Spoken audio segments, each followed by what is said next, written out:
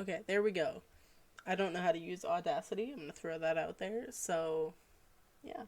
Anyway, what's up, guys? Welcome to a video of mine that is gonna be a little different than every other video that I've made so far, given that they're all mostly Valorant.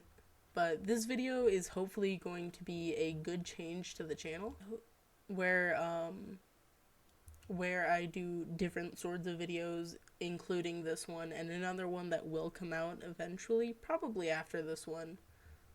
But this is the first video that has this change, and I hope you guys like it. So, basically, what I'm going to be doing is I'm going to be making fun of the Diary of a Wimpy Kid movie from 2010. And yeah, let's just get it started. Before we really get into this, can we just appreciate that this is the live action and not the fucking creepy animated version of this movie? It's terrifying. But enough of that. Let's hop right into the movie. So the movie opens up with a wonderful scene where Greg, played by Zachary Gordon, gets absolutely pranked by Roderick, played by Devin Bostick, not sure if I'm saying that right, with the classic late for school prank, even though it's an entire week away and it's also 4 a.m. Now, I could maybe forgive the 4 a.m. thing because Roderick did set the alarm clock to 8 a.m., but still, you would notice how dark it is outside, so it's pretty unrealistic. So anyway, being blinded by the sheer horror of being late, we get a beautiful scene where Greg scrambles to get all of his things together, and then he runs into the kitchen and gets cereal and milk everywhere.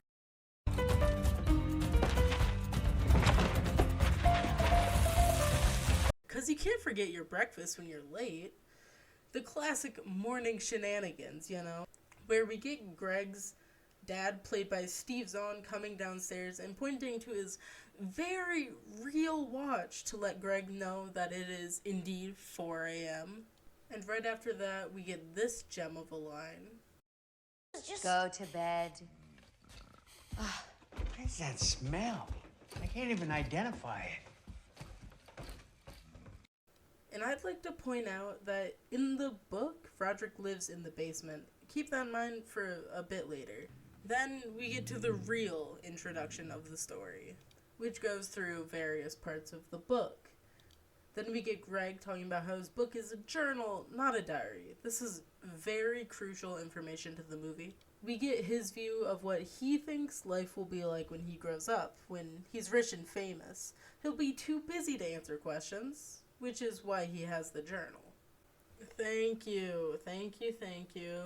I'm too busy to possibly answer all these questions.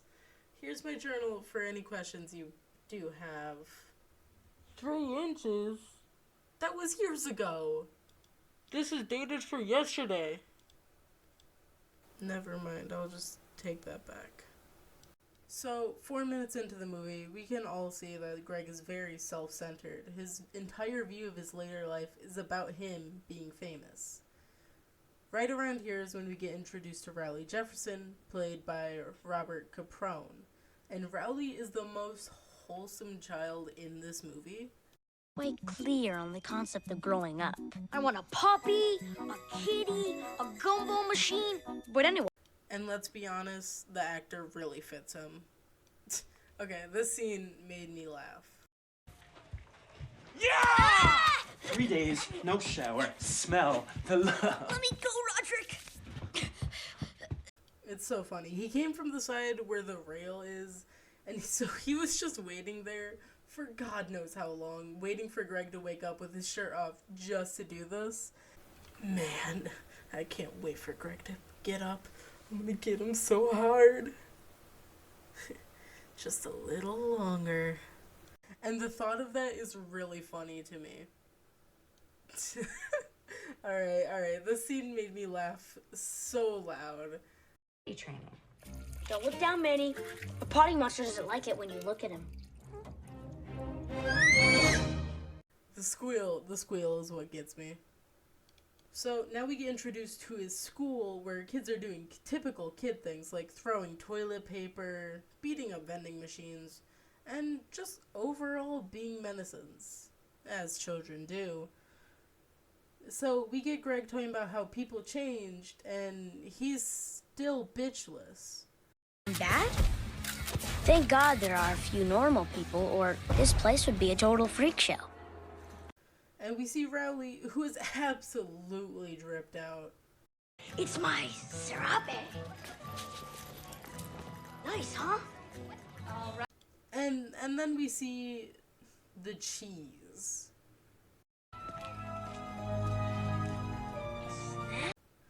It becomes a plot point later. I'm not showing you this for no reason.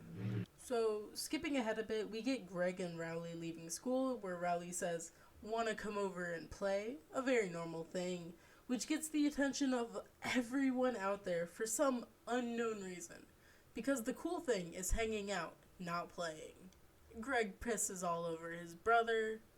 Greg, did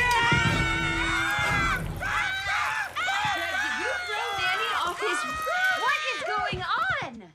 Anyway, Greg signs up for his wrestling in his pursuit of not being a nobody and lies about his weight to be in the Bulldog class, and promptly gets demolished by Patty Farrell, played by Elaine McNeil. Greg pissed off some teenagers by messing up their car's paint, which becomes a plot point later in the movie.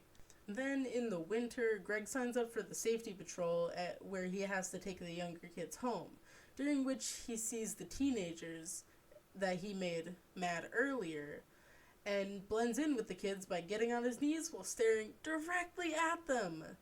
It should not have worked at all. Skipping ahead, we see Rowley building a snowman, and he's using kiwis for the eyes. He clearly had coal, but you know what? I won't question it too much. Nah. But now it's Christmas, or past Christmas, and Greg gets a weight set. Remember when he was in the wrestling club and he wanted a weight set? At this point, I'm not sure if he's still in there, and he does complain about getting it. So, I don't know what's up with that. After that, we get a scene of Rowley and Greg playing a very dangerous game outside, where Greg throws a football at Rowley as Rowley's going down the hill on a tricycle. It's bound to end badly.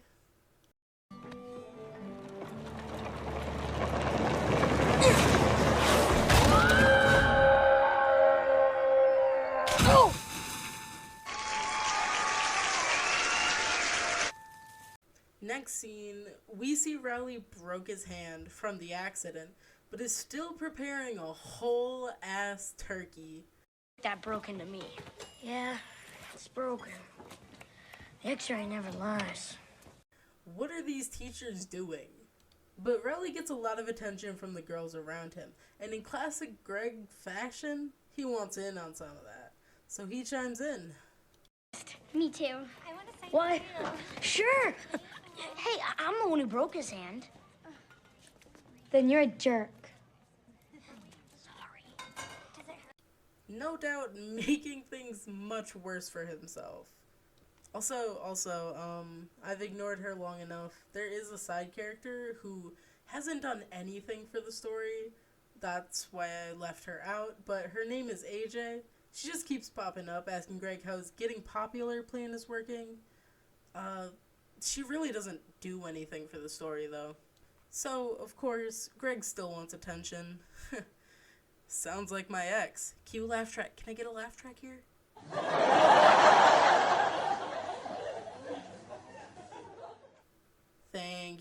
Thank you. So, he fakes an injury, and it's not even a fucking cool one. Check it out. Oh my gosh, what happened? It's a raging infection caused by a splinter that was left untreated. Want to be the first to sign my sympathy sheet? So skipping ahead a bit, the school cartoonist, Brian, gets sick. So on his quest to get some attention and some pussy, Greg decides he'll try it for the cartoonist position. So he doesn't have any ideas and hits up Rowley to help out. and Rowley comes up with the Zooey Mama cartoons, and Greg just puts the idea down. He does not like it. So Greg throws out the idea that Rowley should maybe do it by himself because, you know, he doesn't like the Zooey Mama comics. And Rowley dips, you know, it's deserved. He deserves his own fame. The next day, Greg is walking the kids home when, you guessed it, those teenagers they mess with appeared again. So instead of ignoring them, he leads the kids into a construction hole nearby to hide. Behind you! Go!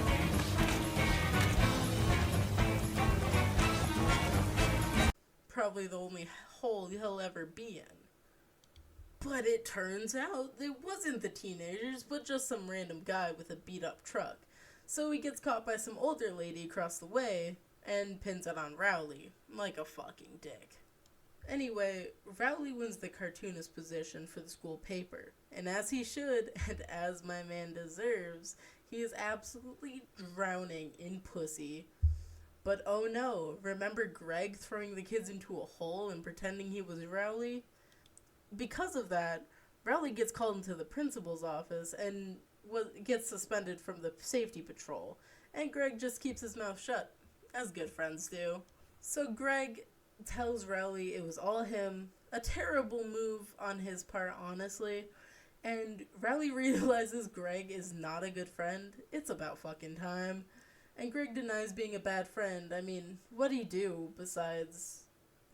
Yeah, never mind. So Rowley just straight up ends their friendship, and the truth finally hits the principal, who fires Greg and promotes Rowley to the captain of safety. My guy Rowley is moving up in the world. Rowley makes a new friend out of a different student named Colin. So, convinced that Rowley got a new friend just to mess with him, Greg goes ahead and hangs out with Fregley. So then we get this horrible scene of Fregley chasing Greg with a freshly picked booger on his finger. I am so done with this movie. And don't worry, for the sake of your mental health, I'm not going to show you the scene. So Greg goes and tries out for the spring play, where he does absolutely amazing on the singing portion, and Patty gets mad at the teacher for trying to give Greg the lead role. So the teacher, scared by Patty, gives Greg the role of a tree. Whoa, little slip up there.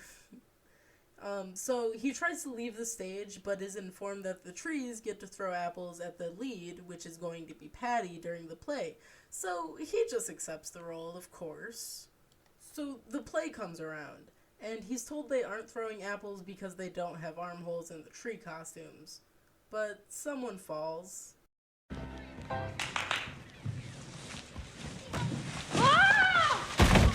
And now they're putting armholes in the costumes. A setup for apple throwing? So the play goes on, the trees are singing, and Roderick is recording the whole thing. Greg is embarrassed, so he just stops singing, which prompts Patty to threaten him to beat him up again. Remember? She did that in wrestling. Else! Don't make me come over there and beat you up again!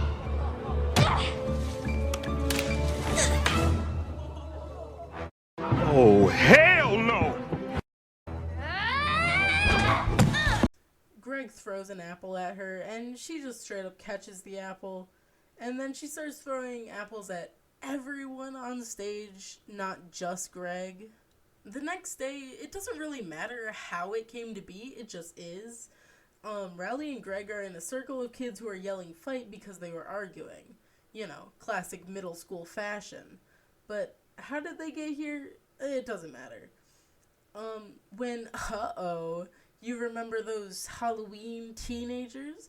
They're back, and they somehow drove into the schoolyard, which was fenced off. Maybe there was a trick ramp outside of a fence. I wouldn't be surprised.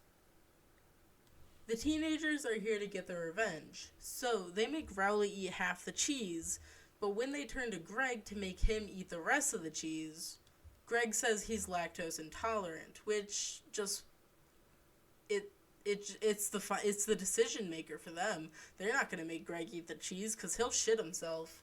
And then after that, Greg also gets saved by the teacher.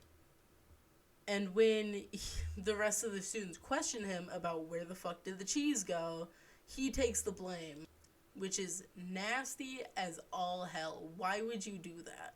So, after a short speech, this happens. Cheese touch! Greg Heffley has the cheese touch!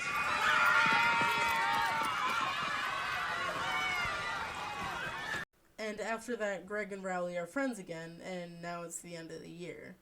So, that means it's the end of the movie. Well, am I happy I watched that movie? No. Am I happy that I turned it into a video? I mean, a little bit. But either way, that's the end of the video. Like, sub, do all that shit. Leave feedback in the comments, since this is my first time doing this. Make sure to absolutely grill me in the comments. I just want that sweet, sweet engagement, baby. Make sure to also follow me on Twitch, because I do shit on there sometimes. And I'm going to get back into it, even though I haven't streamed in, like, maybe 2 months. But trying to coin my classic outro, let's hit you with it. Have a good night, day, whatever it may be for you, and I'll see you next time. Bye! Also, don't forget to join the Discord server, link in the description.